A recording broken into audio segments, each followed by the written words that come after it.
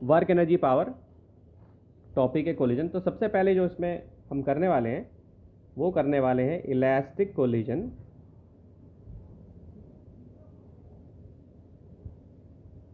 In one dimension. तो याद करो, मैंने इलास्टिक कोलिजन पिछली क्लास में बताया था। तो उसमें मैंने बताया था कि इलास्टिक कोलिजन में मोमेंटम कंजर्व रहता है। जितना मोमेंटम स्टार्टिंग में होगा टकराने से पहले और टकराने के बाद सेम ही रहेगा। पूरी एनर्जी भी कंजर्व रहेगी और काइनेटिक एनर्जी भी कंजर्व रहेगी। और जो फोर्सेस इन्वॉल्व होंगी वो कौन सी होंगी? कंजर्वेटिव। ठीक है। सो हम यहाँ पे कुछ एजम्पशन लेंगे। So consider two bodies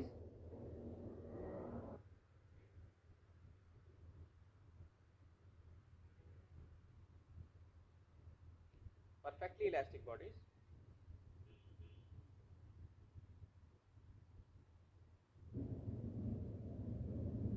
A and B.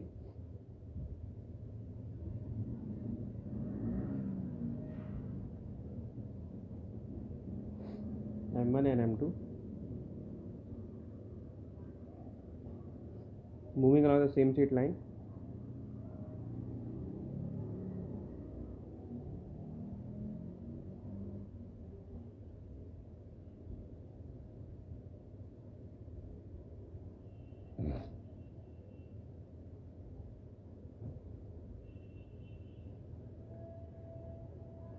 With velocity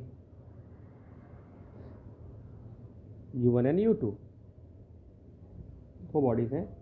एक बॉडी है हमारी m1, इसको हमने a माना है और इसकी कुछ इनिशियल वेलोसिटी है। कितनी है? u1 है।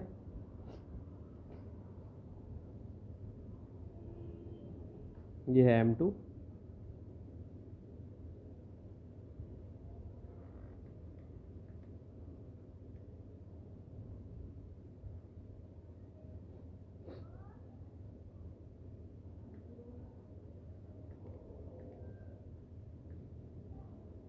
Before collision.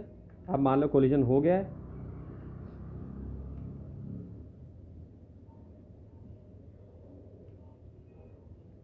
ये m1 है, ये m2 है। A और B ड्यूरिंग कोलिजन।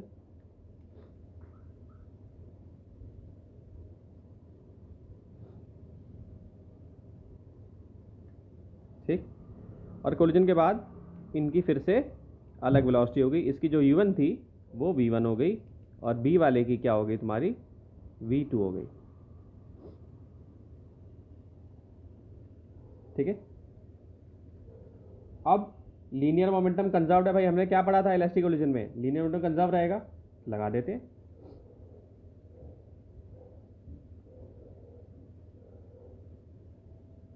ये डेरिवेशन स्कूल के एग्जाम में प्रूफ करने के लिए आती है और न्यूमेरिकल भी आते हैं। लीनियर मोमेंटम इज कंजर्व्ड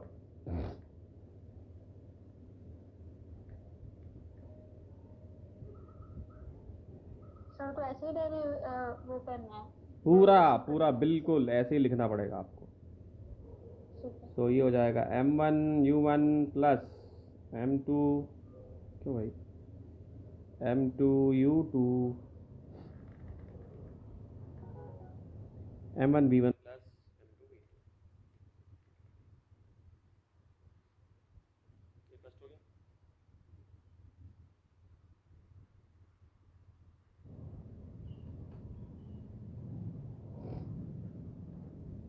ठीक है। और इसको ऐसे लिख सकता हूं मैं, इसको इस तरफ शिफ्ट कर दिया मैंने।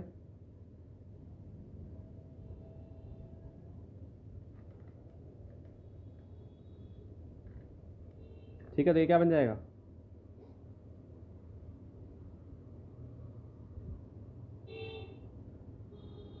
ये इक्वेशन आ गया हमारे पास।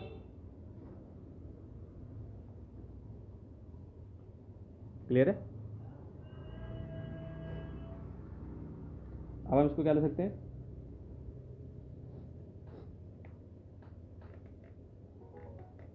ये भी हमने पढ़ा था कि काइनेटिक एनर्जी भी कंजर्व रहेगी इलास्टिक में, इलास्टिक में नहीं रहेगी।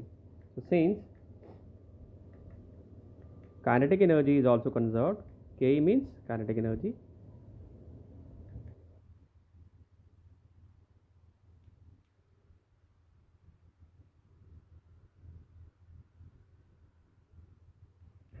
ठीक,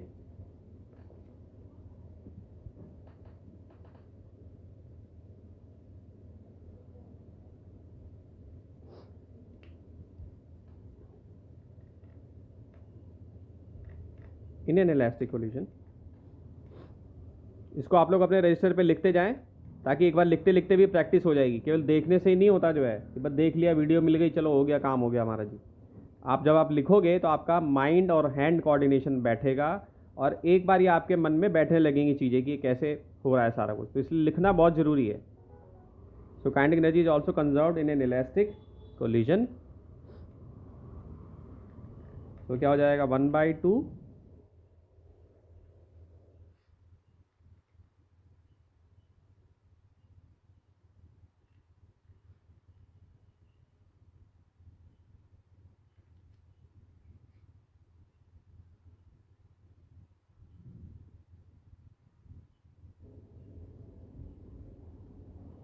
ये हो जाएगा V2 का स्क्वायर। अब हाफ तो कट जाएगा इसमें, तो इसको भी ऐसे लिख सकते हैं जैसे यहाँ पर हमने लिखा था इस फॉर्मेट में।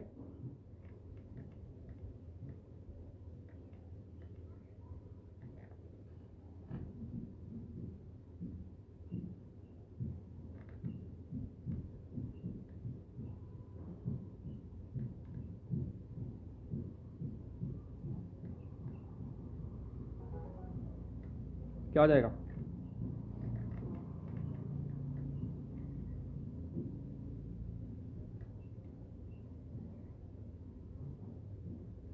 इक्वल टू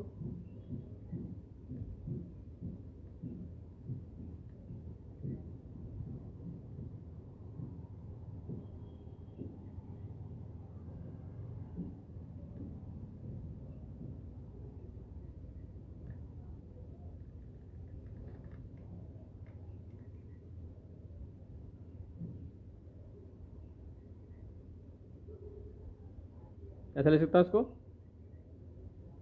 अगर मैं, ये कहाँ से आया भाई, इस इक्वेशन को अगर डिवाइड कर दूं मैं इस इक्वेशन से,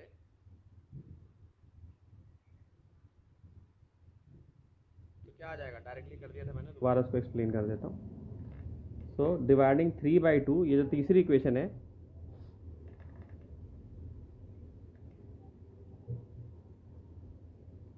क्या आ जाएगा, m1 m1 कट जाएगा। ठीक, तो ऐसे लिख लेते हैं।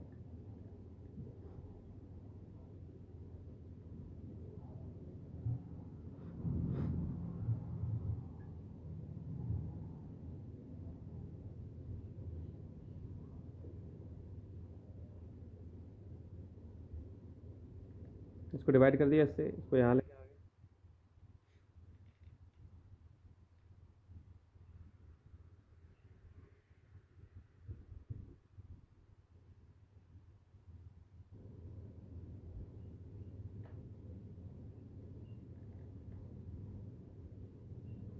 क्या हो जाएगा,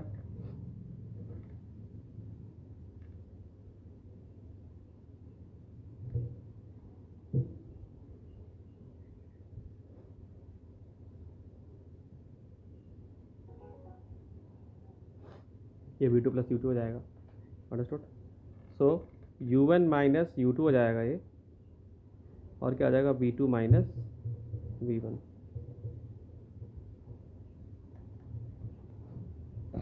सो अब आपने ये चीज़ रिलेटिव वेलोसिटी में पढ़ी थी। अगर मैं बोलूँ U1 का 2 के रिस्पेक्ट में अगर देखना हो तो U1 माइनस U2 लिख सकता हूँ, और V2 1 का रिस्पेक्ट में देखना तो V2 माइनस V लिख सकता हूँ। तो यहाँ रिलेटिव वेलोसिटी भी हो गई। तो यानी कि हम इसको ऐसे लिख सकते हैं, अगर 1 को मैं A बोल दूँ, 1 को मैं A से रिप्लेस कर दूँ, और 2 को मैं B से रिप्लेस कर दूँ, तो ऐसे लिख सकता हूँ मैं कि relative velocity of A respect to B before collision, ये क्या आ जाएगा, इसको ऐसे लिख सकता हूँ UA माइनस UB, क्योंकि 1 को मैंने रिप्लेस किया A से और 2 को रिप्लेस किया B से, और ये क्या हो जाएगा, VB माइनस VA। ठीक, so relative velocity of A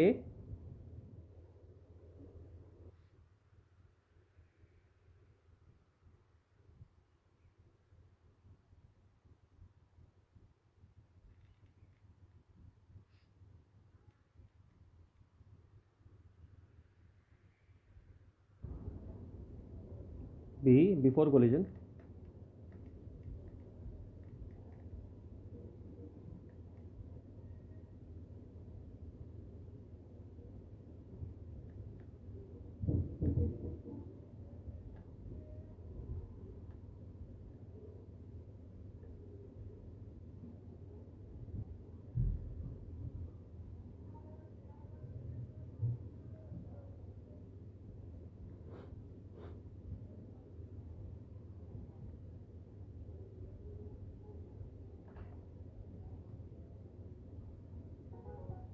ठीक है, ये लिख सकते हैं ऐसे। सो ये तो हमने लिख लिया A with respect to B before collision. So ये 1D में फॉलो करेगा। तो अगर हमने जो लास्ट इक्वेशन थी हमारी, इससे अगर हम इसको और आगे लेके जाएं, तो मैं इसको ऐसे लिख सकता हूँ V2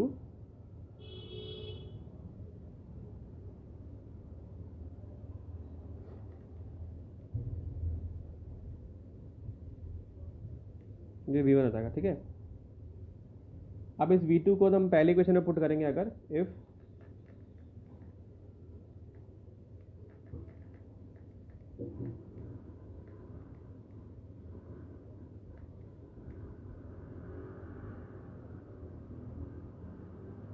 इस V2 को यहाँ सब्स्टिट्यूट कर लेंगे। ठीक, तो क्या आ जाएगा, M1U1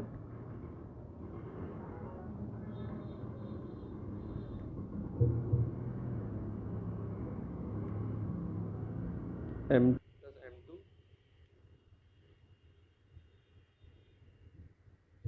प्लस V1 क्या आ जाएगा,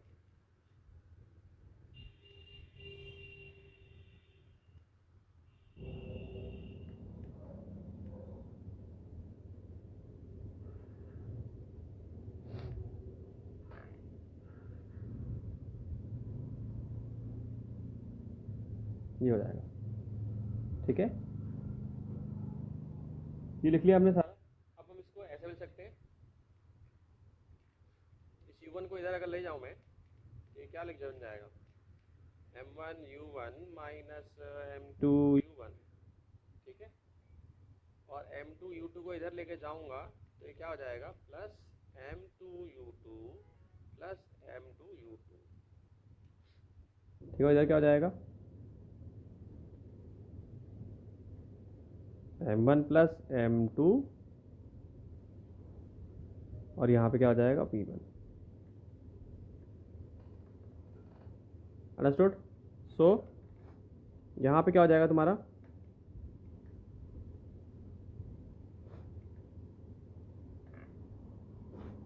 G1 और ये क्या हो जाएगा,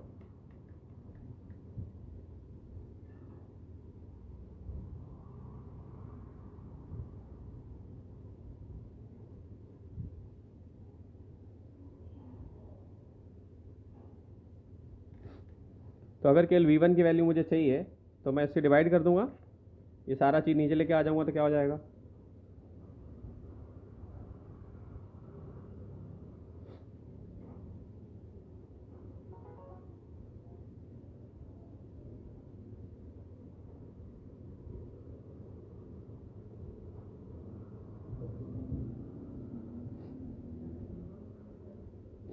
ये V1 हो जाएगा।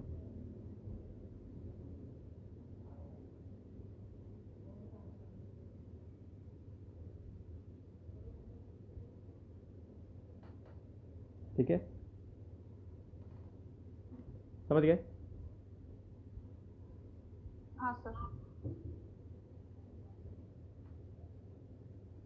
इसी तरीके से B2 क्या आ जाएगा आपका,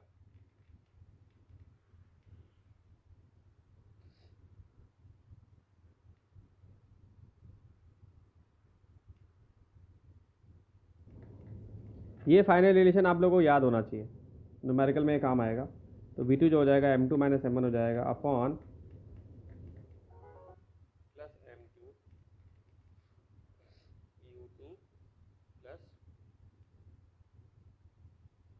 2M1 अपॉन निकल जाएगा U1।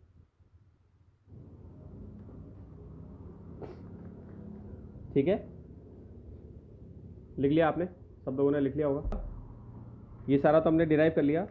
अब मान लो कि मास इक्वल है, इफ़ पहला कंडीशन हमने ले लो कि मान लो कि इक्वल मास कोलाइड कर रहे हैं।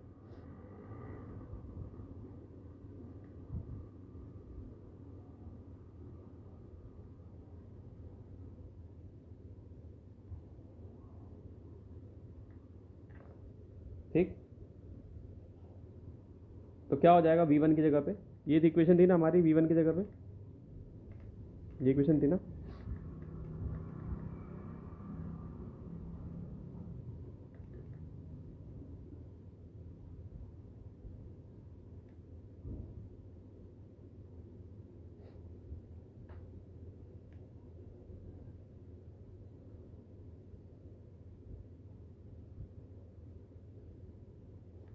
इक्वल कर दें, जीरो हो गया,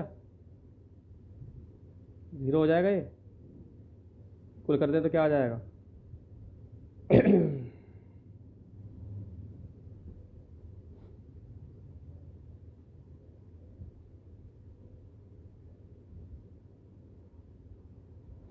तो v1 किसके इक्वल हो जाएगा, u2 के equal.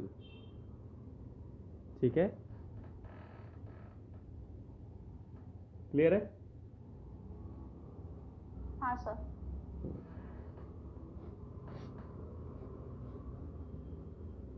Case 2,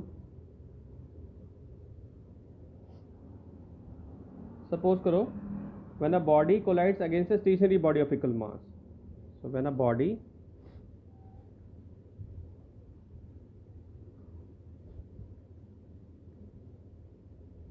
collides against a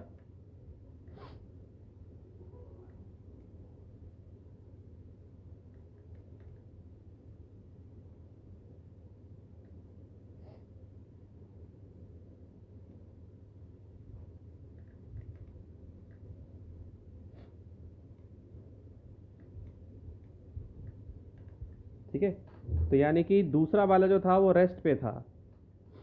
मान लो एक बॉडी अगर u1 है, इसका मास m है, और ये अगर u1 है,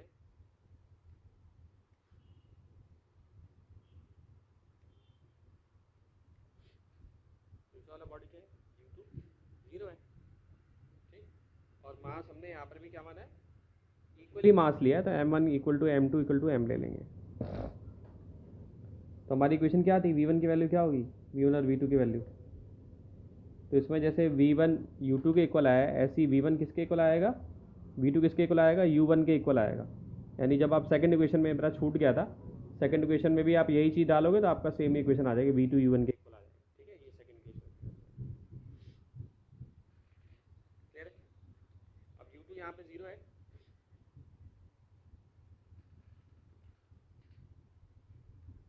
तो पांचवी इक्वेशन में डालो। एक बार आप सब लोग अपने अपने रजिस्टर में पुट करके देखो वैल्यू क्या आ रही है। तो v1 हम देखते हैं जीरो। पुट करके, हाँ अपने रजिस्टर पे पुट करके देखो सब बच्चे, पाउस करके, m1 प्लस m2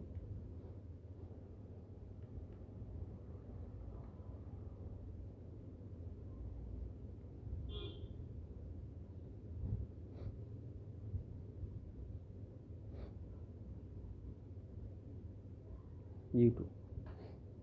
ठीक, तो v1 की वैल्यू जो है इसमें किसके इक्वल आई थी, u2 के इक्वल आई थी ना, आई थी ना। u2 जीरो होगा तो यानी v1 क्या हो जाएगा, इसमें जीरो हो जाएगा। और v2 किसके इक्वल आया था, v2 में u1 आ जाएगा इक्वल। ठीक है, डायरेक्ट कर दिया मैंने। जब एक लाइट बॉडी कोलाइड करेगी किसी मासिव स्टेशनरी बॉडी के साथ, तो हम ये मानेंगे m1 की वैल्यू जो है m2 ले लेंगे, एंड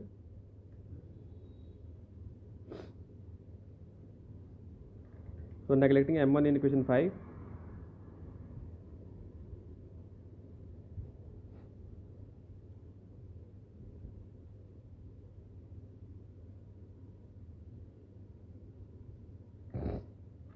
तो v1 किसके इक्वल है,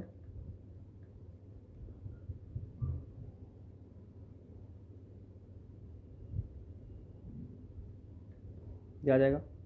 कैसे आया, m1 को हमने नेगलेक्ट कर दिया है, सो नेगलेक्टिंग m1 इन इक्वेशन 5, यानी एक हमने f2 को बड़ा लिया, m1 को छोटा लिया, ठीक। तो जिसको भी बड़ा मान लो या जिसको छोटा मान लो, तो उस हिसाब से हमने किया है। तो हमने ये हमारी इक्वेशन बन गई है। और v2 साइन कैसे आया? v2 का 0 आ गया। क्या चीज़? एक मिनट।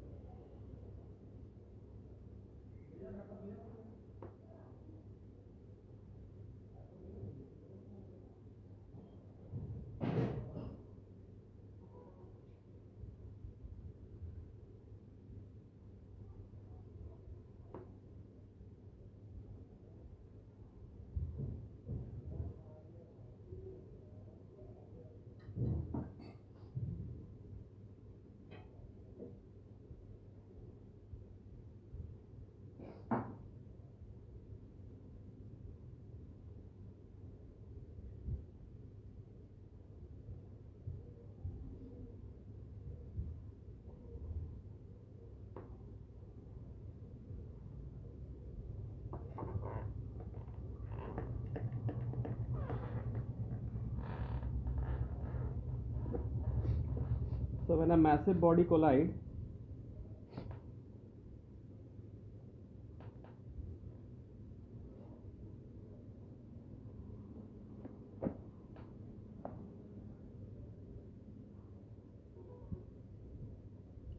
देखो डेरिवेशन तो मैं ख़त्म कर दूंगा, न्यूमेरिकल रह जाएंगे बस।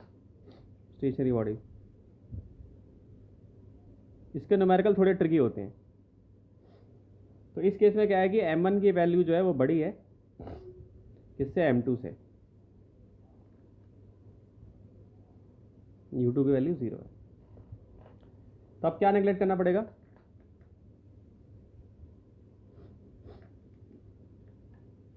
तो इक्वेशन क्या बन जाएगी हमारी?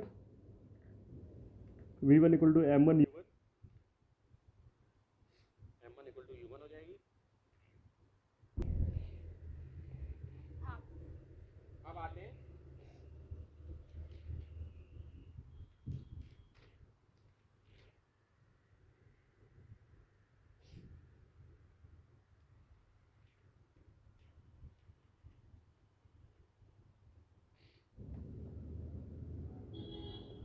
Perfectly elastic collision. ये भी बहुत इंपॉर्टेंट है। परफेक्टली इनइलास्टिक कोलिजन की डेरिवेशन हम करेंगे इन 1D। ये भी आती है।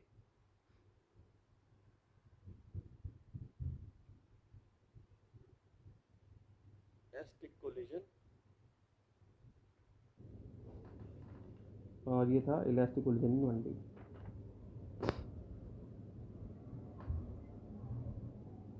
इलास्टिक कोलिजन इन 1D।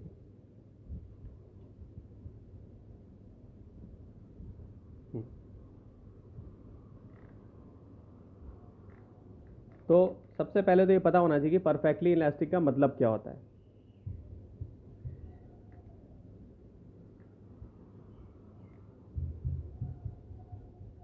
क्या होता है परफेक्टली इलास्टिक का मतलब स्टूडेंट?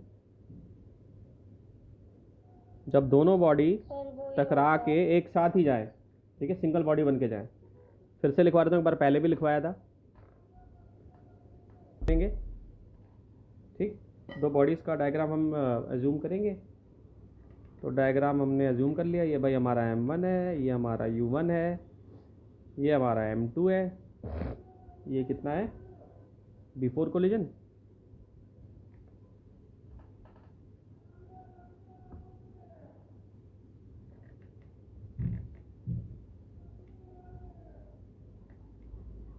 और हमने पता है कि जब ये कोलाइड होगा तो एक साथ यूं अटैच हो जाएगा।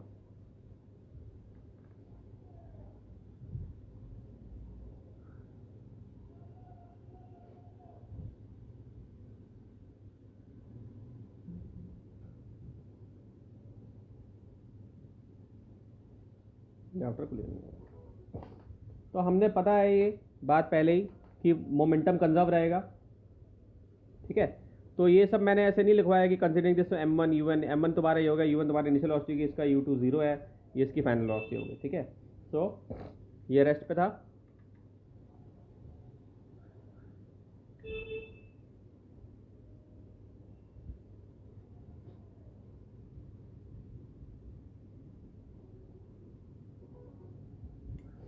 सो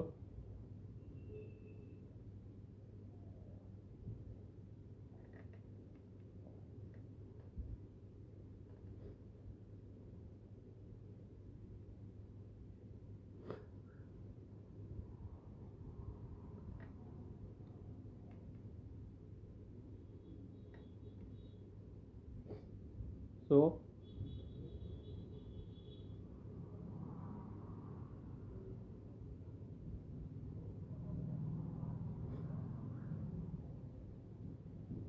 ये हो जाएगा, अंदर से लगा दिया हमने, इससे भी निकल जाएगा बच्चों। कितना आएगा?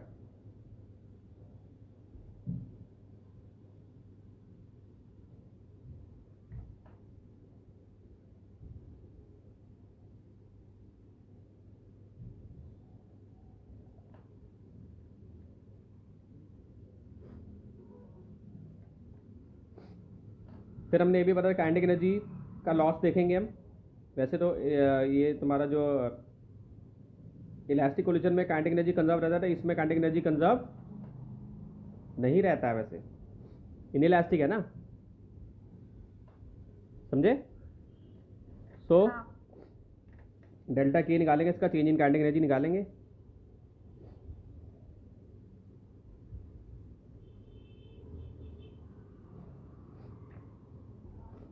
तो ये हो जाएगा 1/2 m1 का स्क्वायर,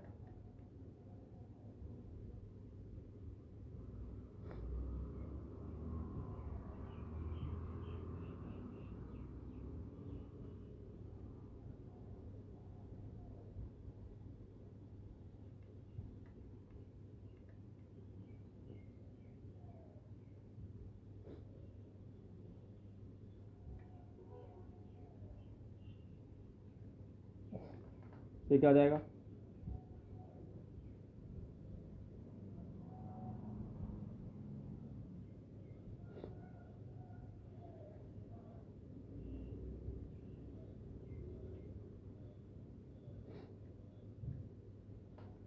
v की जगह पे क्या डाल देंगे? ये डाल देंगे, तो क्या आ जाएगा?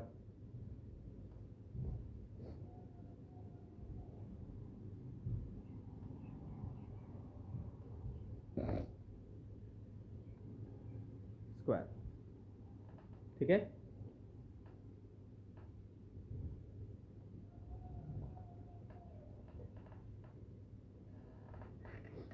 डेल्टा के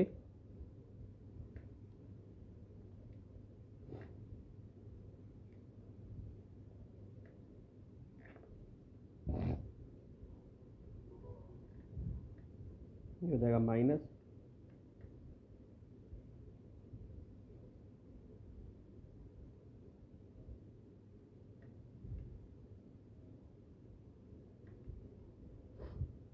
ये मैंने डायरेक्टली कट कर दिया है, तो ये आंसर आ जाएगा फाइनल। ठीक है, हाँ m1 का स्क्वायर आ गया अपान m1 प्लस m2 आ गया, और u1 का स्क्वायर आ गया। इसको आप ऐसे क्या ले सकते हैं, इसको सॉल्व करेंगे, एलसीएम लेंगे, तो हम इसको ऐसे ले सकते हैं,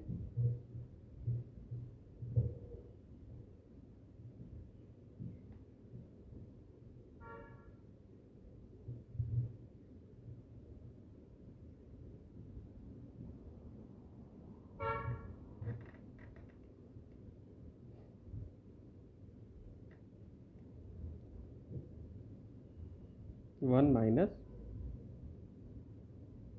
मैंने डायरेक्ट लिख लिया बच्चों, प्लस m2 लिख लिया, और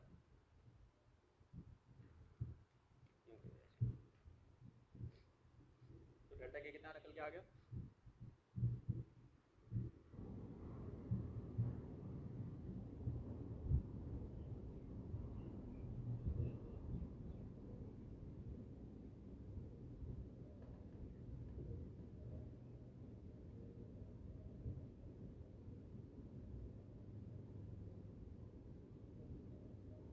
ये आ जाएगा।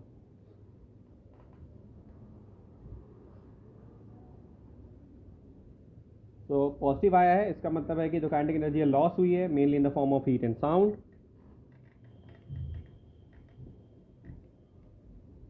सर तो इस केस में हमेशा ही वो सेकंड बॉडी की वेलोसिटी जीरो ही रहेगी या फिर वो चेंज करेगी क्वेश्चन के हिसाब से? चेंज कर सकती है बिल्कुल। तब ये फॉर्मूला काम नहीं आएगा, तब हमें पूरी डेरिवेशन ही मतलब उससे करनी होगी। हाँ, जनरली हमें क्या करना होता है कि जो न्यूमेरिकल में जो इन्फॉर्मेशन है उसके हिसाब से मोल्ड करना पड़ेगा हमें, लेकिन डेरिवेशन जो हमने ये करी है उसमें यही माना है कि एक बॉडी बिल्कुल रेस्ट पर थी। ठीक, तो 1D की बात है, ऐसी 2D के लिए भी देखना पड़ेगा, वहाँ कंपोनेंट्स हमें देखने पड़ेंगे। So positive quantity, so the kinetic energy is lost.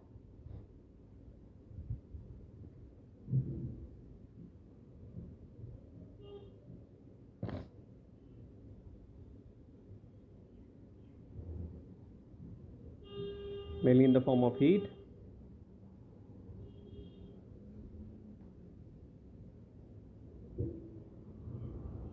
and sound। ठीक है, अब हम क्या कर सकते हैं, इनका रेशियो निकाल सकते हैं। अगर हम चाहें तो इनका रेशियो निकाल सकते हैं, kinetic energy final, kinetic energy initial का निकाल सकते हैं। तो 1/2 M1 न्यूमेरिकल में भी तुम्हें निकालने के लिए आएगा M1 प्लस M2 V का स्क्वायर और अपॉन में क्या आ जाएगा E1 का स्क्वायर। ये क्या आ जाएगा फिर तुम्हारा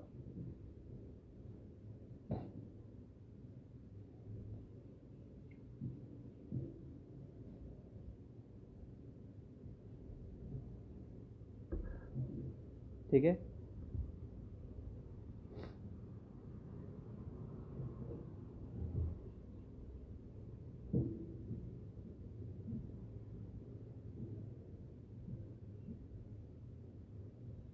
ये आ जाएगा।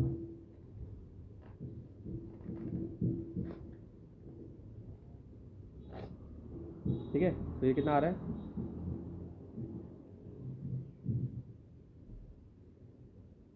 <1 क्लियर। तो इससे भी ये पता चल रहा है कि जो काइनेटिक एनर्जी कोलिजन से, कैसे? अरे इसकी वैल्यू डालोगे तो M1 ये बड़ा हो जाएगा ना। क्या मान लो M1 की वैल्यू 2 है और इसकी वैल्यू 3 है, तो 2 + 3 क्या हो जाएगा, 2/5 हो जाएगा। 5 तो 0.4 आ रहा है ना, तो 1 बड़ा है ना इससे, इस रेशियो से 1 बड़ा है ना, 0.4 से बड़ा है ना 1, यही कहने का मतलब है।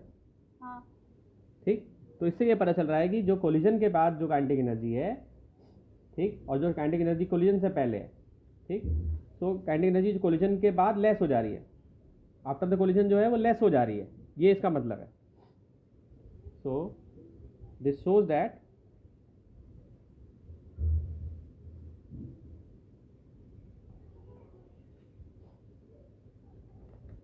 kinetic energy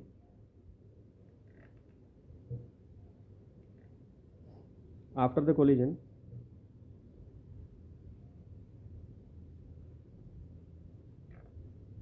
is less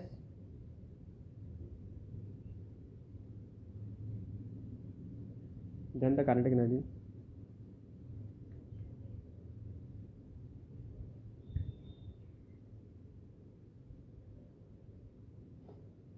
before the collision।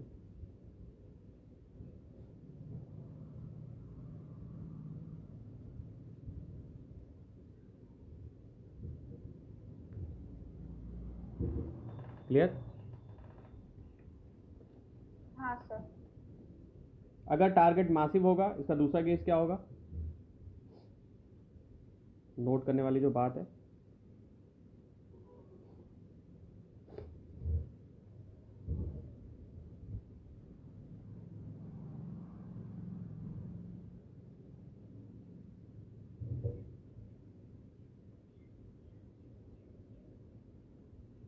That M2 बड़ा है M1 से, देन KF/KI जो है वो इक्वल टू 0 होगी।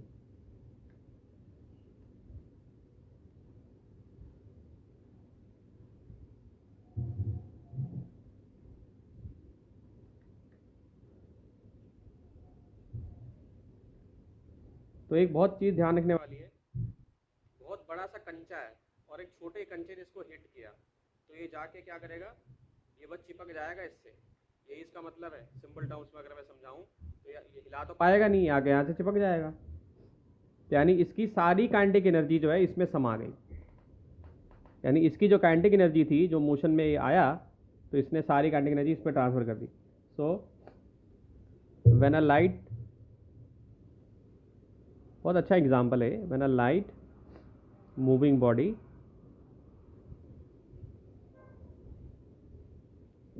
collide against any massive body,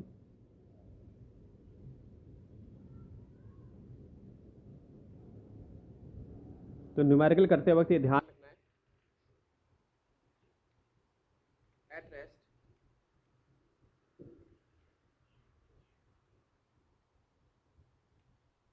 and 6 to 8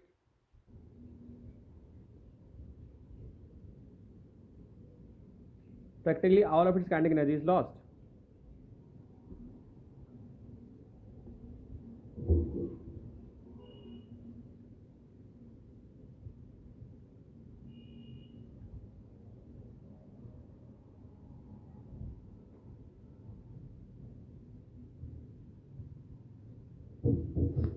ठीक है, सो ऐसा लौड़ा सबके पास है भाई। पेज 6.36 पे एग्जाम्पल नंबर 60 दिया, कह रहा दो बॉडीज हैं, मास है एक का 5 kg, एक का 3 kg, सेम डायरेक्शन में मूव कर रही है, इसका मतलब 1D का केस है, और दोनों की वेलोसिटी दी हुई है। इसकी वेलोसिटी कितनी है, 5 मीटर सेकंड से इनवर्स मूव कर रहा है, और ये 3 मीटर सेकंड इनवर्स से मूव कर रहा है। तो कह रहा है कि इनकी वेलोसिटी बताएं कोलिजन होने के बाद, यानी कि ये u1 है, ये u2 दिया हुआ है, दिया है, तो इनकी वेलोसिटी बतानी है, यानी हमें v1 और v2 बनानी है। यानी ये जो ऑब्जेक्ट है, जो m1 है, जो m2 है, जब टकरा जाएगा तो इसके बाद इनकी वेलोसिटी हमें बतानी है v1 और v2। ठीक, तो सिंपल सा क्वेश्चन है, फॉर्मूला हम सबको पता है भाई। क्या पढ़ा था अभी हमने, v1 क्या पढ़ा था, m1 minus m2 upon m1 plus m2, ठीक है, u1 प्लस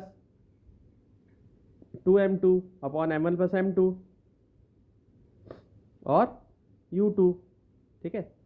तो m1 कितना है 5 माइनस 3, 5 प्लस 3, u की वैल्यू कितनी है, सीधा जिसको फॉर्मूला याद है एकदम सीधा वैल्यू पुट करनी है। 2, m2 की वैल्यू कितनी है 3, नीचे कितना हो जाएगा 5 प्लस 3, और u2 कितना है 3, सॉल्व कर लेंगे कितना आ जाएगा 14/4 के लगभग आएगा ये, कितना आ जाएगा 3.5।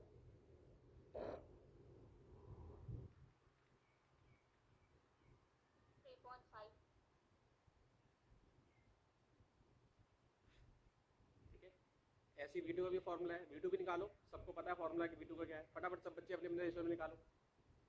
2m1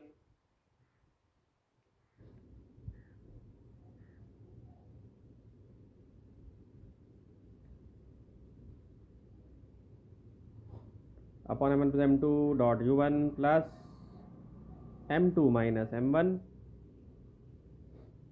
upon m1 plus m2 dot u2।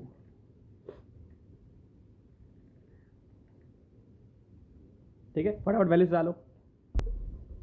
2 into 10 upon 10, नहीं 2 into 5 upon 5 plus 3 dot multiplied by 5 plus 3 minus 5 upon 5 plus 3 into 3, तो ये v2 आ जाएगा तुम्हारा, सर आ गया।